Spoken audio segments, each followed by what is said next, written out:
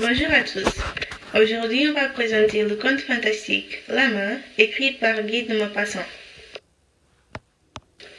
Avant de commencer notre analyse, nous allons présenter l'auteur. Guy de Maupassant est un écrivain français. Il est né le 5 août 1850 à Tournevis-sur-Arc et est mort le 6 juillet 1893 de paralysie générale. Il a publié plusieurs romans, contes, nouvelles et chroniques. Il est solitaire et il a une vie très difficile car il souffrait de plusieurs maladies. En 1877, il est atteint de syphilis. En 1891, il arrête d'écrire car il a des hallucinations. En 1892, il essaie de se suicider et est interné dans une clinique où il meurt une année après. Maintenant, on va parler de l'introduction. Cette œuvre est un conte qui nous ramène dans un monde où les crimes sont surnaturels et inexplicables. La Main, écrit par Guy de Maupassant, apparu en 1883 dans la revue Le Gaulois et en 1885 dans le recueil Contes du jour et de la nuit. Cette œuvre nous raconte l'histoire de M. Bermutier, un juge d'instruction qui doit résoudre un crime inexplicable et qui décide de raconter à un groupe de femmes une histoire qu'elle a vécue dans le passé et qui ressemble à celle qu'elle vit aujourd'hui. Ce conte va donc nous permettre de découvrir une intrigue fantastique où les incidents relèvent du surnaturel. Nous nous demandons alors de quelle manière Maupassant arrivera-t-il à utiliser le fantastique tout en restant sur la réalité. Pour répondre à cette question, nous allons tout d'abord parler de l'intrigue et ensuite de l'utilisation du fantastique. Avant de se lancer dans les analyses du récit, rappelons-nous de l'histoire avec un bref résumé. C'est lors d'une affaire mystérieuse à Saint-Cloud à Paris que l'histoire commence. Monsieur Bermutier, qui lui est juge d'instruction, cherche à conclure cette affaire mystérieuse, mais il n'y parvient pas. À ce stade, plusieurs femmes du village, crispées par leur peur curieuse, cherchent à comprendre cette même affaire. Toutefois, il fait référence à une affaire fantastique à laquelle il a été confronté, qui n'a pas pu être résolue pour cause de manque de preuves. Cette histoire s'est passée à Ajaccio, où le juge d'instruction s'occupait des affaires de vendetta. Petite parenthèse, selon le conte, une vendetta veut dire vengeance en italien. Il s'agit donc de deux familles qui poursuivent éternellement leur vengeance. Il s'avère qu'un jour, M. Bermutier apprend l'arrivée d'un Anglais qui se faisait appeler Sir John Rowell. Il venait de louer une petite villa au fond du golfe avec son servant qu'il a amené de Marseille. Les rumeurs au sujet de ce personnage singulier ne cessent pas. Tous et chacun ont un avis sur son compte. Le juge, quant à lui, se contente de trouver une occasion d'entrer en contact avec Sir John Rowell grâce à la chasse. Peu de temps après, Sir John Rowell invite le juge chez lui pour boire un verre de bière. Une fois dans la maison de l'Anglais, une main accrochée par une grosse chaîne au mur attira l'attention de M. Bermutier. Il s'agissait d'une main d'homme. L'Anglais, sans hésiter, dit au juge qu'il s'agit de la main de son meilleur ennemi, et que cette dernière est attachée puisqu'elle veut souvent s'en aller. Le juge croit que l'Anglais plaisante. Après cette rencontre, les deux se sont revus encore 5 ou 6 fois, puis ils ont arrêté de se voir. Une année plus tard, le juge d'instruction, M. Bermutier, apprend que Sir John Rowell a été assassiné. Tout montre qu'il y a eu une lutte terrible. M. Bermutier, qui était sur la scène du crime, a peur puisque la main qu'il avait vue auparavant n'est plus là, et que la chaîne a été brisée. Le médecin, quant à lui, relève que Sir John Rowell a été étranglé par un squelette. Le criminel n'a jamais été retrouvé, mais on prétend qu'il pourrait bien s'agir d'une affaire de vendetta entre l'Anglais et son meilleur ennemi. Maintenant, nous allons parler de la première partie, qui est l'intrigue, et nous allons commencer par analyser la structure. Cette histoire est introduite par le narrateur. Il nous la raconte et nous donne des informations utiles pour comprendre ce qui se passe. Nous avons deux voies narratives. Il y a un narrateur externe et un autre interne. Le narrateur externe est inconnu, mais omniscient, c'est-à-dire qu'il sait tout et nous donne tous les détails utiles. Le cardiographique, Paris, nous présente M. Bermutier et ce qu'il fait, nous dit qu'il y a des femmes présentes sur la scène. Le narrateur externe est donc un observateur de l'histoire.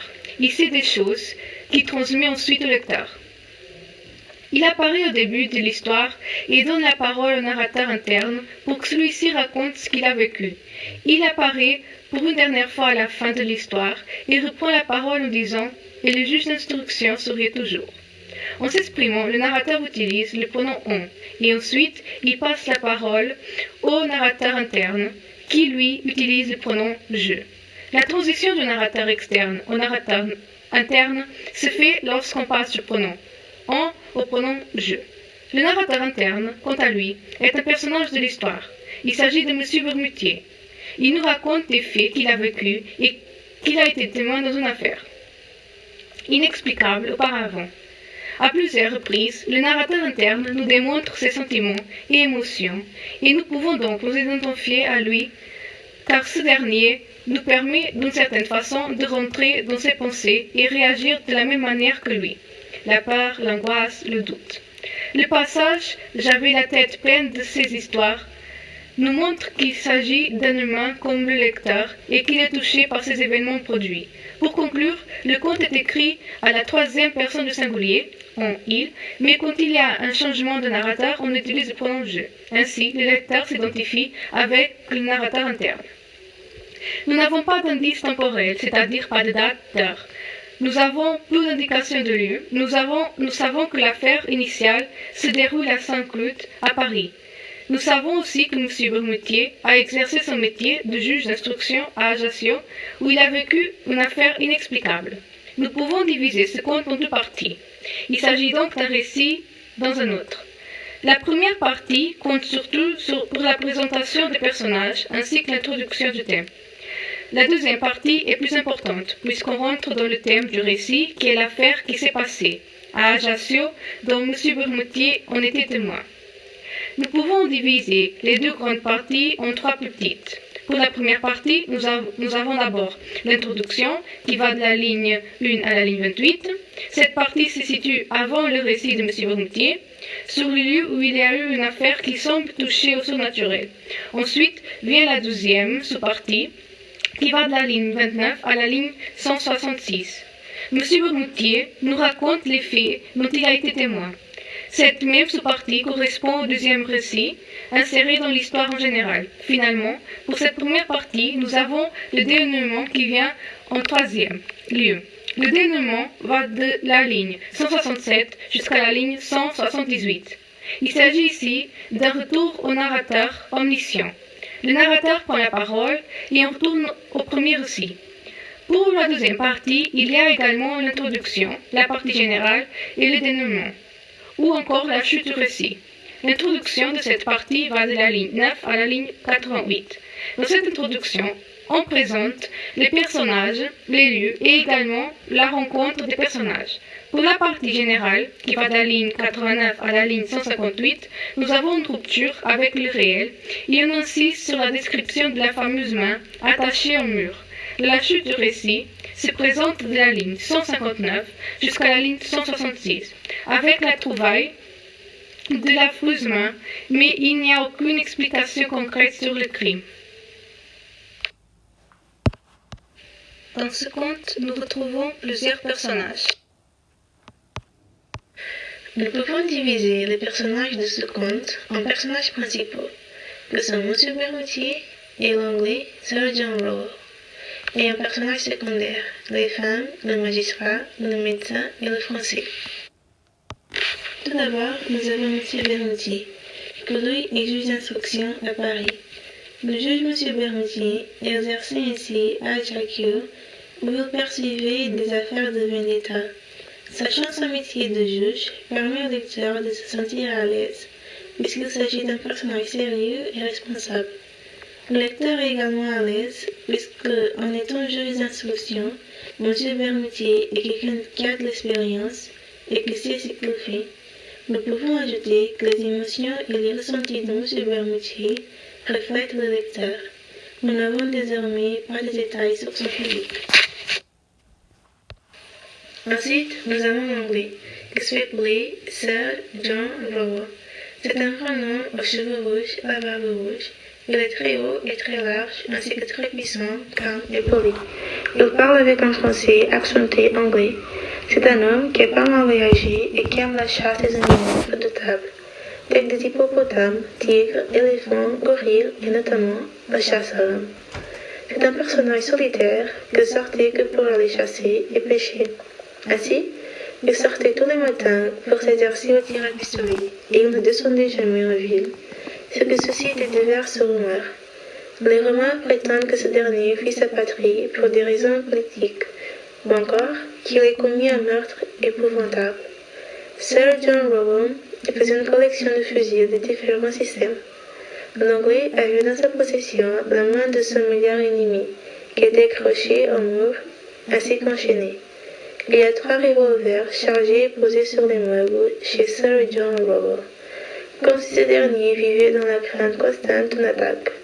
Ce personnage singulier meurt étranglé à la fin de l'histoire. Les femmes sont présentes au début et à la fin de l'histoire. Nous ne savons pas leur nom, il n'y a désormais aucune description physique. Nous ne savons pas qui elles sont et ce qu'elles veulent. Il y a des verbes de mouvement aux lignes 7 et 9 de la page 38, comme par exemple s'était levé, s'approcher, demeurer debout, le fixer sur la bouche du magistrat, de sortir les paroles. Et nous avons donc une image de la réaction des femmes au début du conte. Ainsi, nous pouvons ressentir leurs émotions à ce moment même, comme nous pouvons le voir à la page 38 aux lignes 9 à 10. Elles frissonnaient, vibraient, crispées par leur peur curieuse, par la vide et insatiable. Le fait de savoir ce qu'elles ressentent, et on pense, est très important pour le lecteur, que lui aussi ressent ces mêmes émotions et réactions. Donc, la présence des femmes comme personnages secondaires est importante pour ce conte. Le magistrat fait aussi partie des personnages secondaires. Nous n'avons aucune information sur lui. Il prend la parole au début de l'histoire, aux lignes 15 à 22 de la page 38, et à la fin de l'histoire, aux lignes 207 à 211 de la page 44. Le médecin apparaît après la mort de Sir John Rowell. Après l'examen qu'il a fait, il relève que l'Anglais a été étranglé par un squelette. Il est important car il nous dit comment l'Anglais a été assassiné. Le Français, lui, est le valet de son maître, Sir John Rowell. Il vient de Marseille. Nous ne savons pas non plus son nom et il n'y a pas de description physique. À la fin de l'histoire, ce dernier prend la parole pour témoigner la situation sentimentale de son maître avant son décès. Ce personnage a également un rôle important puisque c'est lui qui découvre le cadavre de son maître, Sir John Rowell. Nous avons d'une certaine manière divisé les personnages en personnages principaux et secondaires, mais on interprète qu'il s'agit en effet des personnages de vie quotidienne, certains plus importants que d'autres, mais sont tous ces personnages réunis, l'intrigue ne serait pas possible. Après avoir analysé la première partie, on va analyser la deuxième partie qui parle de l'utilisation du fantastique. Tout d'abord, parlons du réalisme. Nous remarquons que la main de Maupassant contient des caractéristiques du réalisme, comme la description des personnages de la vie quotidienne, les lieux réels, ainsi que le dialogue. Nous avons des descriptions détaillées des lieux. J'étais alors juge d'instruction à Ajaccio, une petite ville blanche couchée au bord d'un admirable golfe contourné par toute haute montagne. De Sir John Rowell, c'était un grand homme à cheveux rouges, à barbe rouge, très haut, très large, une sorte d'Hercule placide et poli. Les émotions des personnages. Elles frissonnaient, vibraient, crispées par leur peur curieuse, par la vide et insatiable besoin d'épouvante qui hante leur âme, les torture comme une faim. Nous avons également une description très détaillée et morbide de la main, mais nous allons analyser cela dans quelques instants. Dans le réalisme, la parole du personnage reflète les milieux sociaux, par exemple dans la main. N'allez pas croire, au moins que j'ai pu, même un instant, supposer en cette aventure quelque chose de surhumain. Je ne crois qu'aux choses normales. Monsieur Bermetier est un juge d'instruction, donc il parle correctement. Il sait ce qu'il dit et ce qu'il fait. C'est un personnage qui peut appartenir à la vie quotidienne. Cela rend la nouvelle encore plus réaliste et cela fait que le lecteur ait confiance en lui. Maupassant utilise des personnages qui ne sont pas de la noblesse. Ce sont des personnages ordinaires comme M. Bermetier, un personnage tout à fait réaliste. Ensuite, les détails sont importants car ils permettent de recréer la réalité, de rendre le récit encore plus réel. Par exemple, lorsqu'il nous décrit l'anglais. Or, j'appris un jour qu'un Anglais venait de louer pour plusieurs années une petite villa au fond du golfe. Il avait amené avec lui un domestique français, pris à Marseille en passant. On a de nouveau une situation tout à fait plausible, tout à fait réaliste, sans rien d'extraordinaire. Le réalisme est visible également dans la façon dont les événements sont décrits. Par exemple, quand M. Bermutier apprend la mort de Sir John Rowell.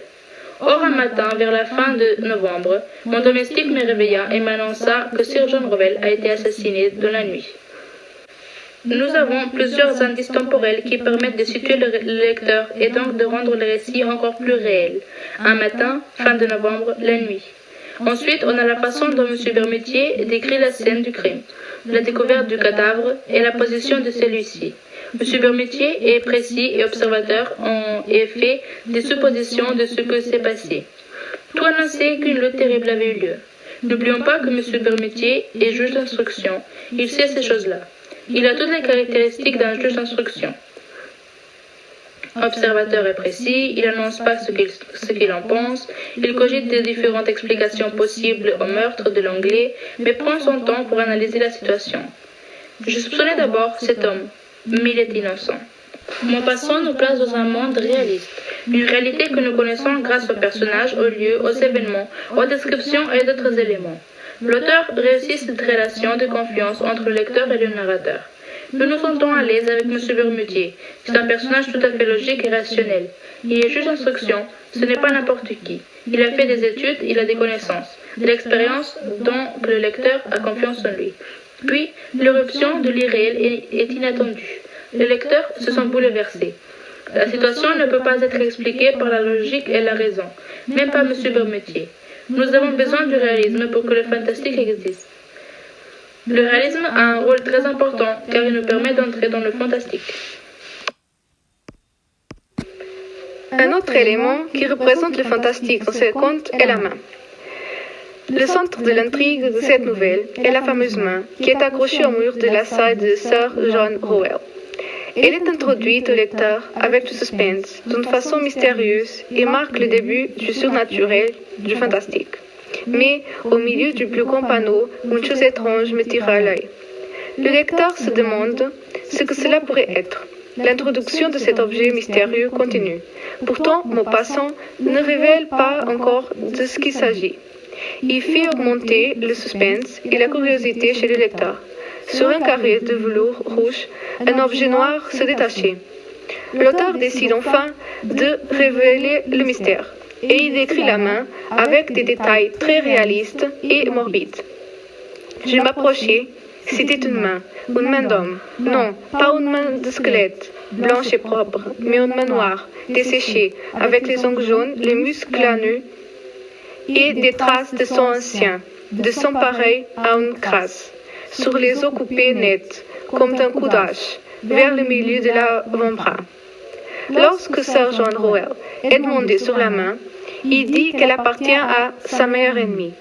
C'est étrange qu'une personne ait une main accrochée à son mur, mais quand on se souvient de l'histoire de Sir John Rowell, cela a du sens. Il avait dit au juge d'instruction que dans son passé, il aimait chasser des hommes. Quand il utilise l'expression « meilleur ennemi », il s'exprime dans le contexte de la chasse. C'était sa meilleure proie, celui qui lui a donné le plus de plaisir à chasser. C'est donc normal de vouloir l'exhiber. Cependant, cette main est rivée, soudée, par une énorme chaîne de fer qui l'attachait au mur par un anneau assez fort pour tenir un éléphant en laisse. Il n'y a aucune raison pour que la main soit si bien attachée au mur. Même si son propriétaire n'est pas mort, la main ne peut plus bouger. La réponse de l'anglais à cette question fait le lecteur de M. Bermutier se demander sur sa santé mentale. Elle voulait toujours s'en aller. Cette chaîne est nécessaire. La main est mentionnée à nouveau quand le cadavre de Sir John Rowell est découvert. Même si cela semble impossible, tout indique que c'était la main qui a commis le crime. Nous allons maintenant révéler tous les éléments qui justifient l'hypothèse de que c'est la main qui a commis le meurtre. On a tout d'abord le cou de l'anglais, percé de 5 trous, qu'on aurait dit fait avec des pointes de fer. Et le commentaire du médecin, on dirait qu'il a été étranglé par un squelette. Quand on fait la liaison entre les 5 trous et le squelette, on pense tout de suite à la main qui était accrochée au mur du salon de l'anglais, qui est desséchée et avec les muscles à nu. Cette hypothèse est la même que celle de M. Bourmetier, fait. Un frisson me passa dans le dos et je jetai les yeux sur le mur, à la place où j'avais vu jadis l'horrible main décrochée. Cette idée se renforce et prédomine par l'absence mystérieuse de la main. Elle n'y était plus là, la chaîne brisée pendait.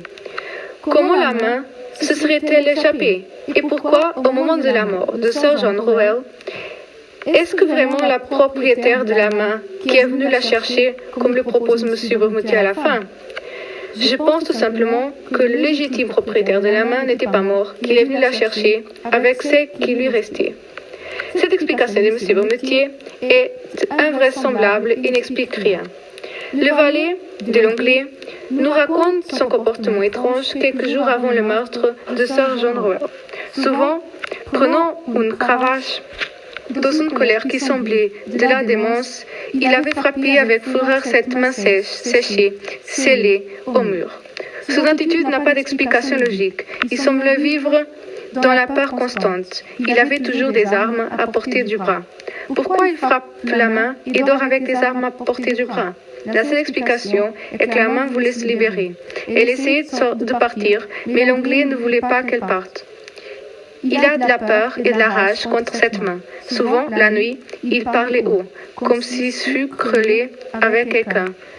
Au début, quand l'anglais a affirmé que la main voulait toujours s'en aller, que la chaîne était nécessaire, tant le lecteur comme M. Bourmetier crurent qu'il plaisantait. Cependant, maintenant que Sir John Rowell a été assassiné et que la main a été enlevée, on sait comment, à l'heure même du crime, on comprend qu'il s'agissait d'une plaisanterie. La main voulait s'échapper et elle a réussi. 3 mois après le meurtre, M. Bourmetier dit avoir eu un cauchemar. Il me sembla que je voyais la main, l'horrible main, courir comme un scorpion ou comme une araignée le long de mes rideaux et de mes murs. Mystérieusement, la main fut retrouvée le lendemain du cauchemar de M. Bourmetier. Et s'il ne s'agissait pas d'un cauchemar, mais qu'il l'ait vraiment vécu? Après s'être échappé, peut-être que la main a essayé de rejoindre son légitime propriétaire, mais elle échoua. Donc, elle cherche le seul que Sir John Rowell a laissé entrer dans sa maison. À part le valet, pourquoi faire? On n'en sait rien. De plus, la main apparaît mystérieusement sur la tombe de Sir John Rowell. Il lui manque l'index. Le même index qui a été retrouvé dans la bouche de l'anglais. Je trouvais dans sa bouche crispée un des doigts de cette main disparue, coupé ou plutôt scié par les dents juste à la 2e phalange. On conclut donc que c'est contre cette main affreuse que Sir John Rowell a dû avoir une lutte terrible, contre cette main que la main a vaincu l'anglais. Cependant, on ne peut rien affirmer concrètement. Maupassant ne nous dit rien sur qui a tué Sir John Rowell. Voici un aspect très important du fantastique selon Todorov. Le fantastique, c'est le doute qu'a une personne qui ne connaît que les lois naturelles devant une situation surnaturelle. Pour conclure, Impossible à la main est un conte fantastique, mais qui présente quelques caractéristiques du réalisme. Après avoir analysé le conte, on peut affirmer que cette œuvre est bien construite et bien structurée. Le registre courant est de bien comprendre l'histoire, et les temps verbaux qui sont au passé nous permettent de comprendre que le narrateur raconte une histoire qu'il a vécue dans le passé. Le dialogue permet de donner la parole aux personnages, ce qui leur laisse la chance de donner leurs avis sur les différentes épreuves qu'ils ont vécues et de rendre l'œuvre plus réelle. De son côté, le lecteur est à la même place que le narrateur, car ce dernier ne sait pas plus que nous. Donc, nos réactions et les questions qu'on se pose lorsque nous lisons le conte sont les mêmes que celles du narrateur. Le conte est très vicié et tant que l'intrigue se centre sur un événement en particulier. C'est pour cela que l'auteur a recours à l'ellipse temporelle, au retour en arrière et au bouleversement temporel.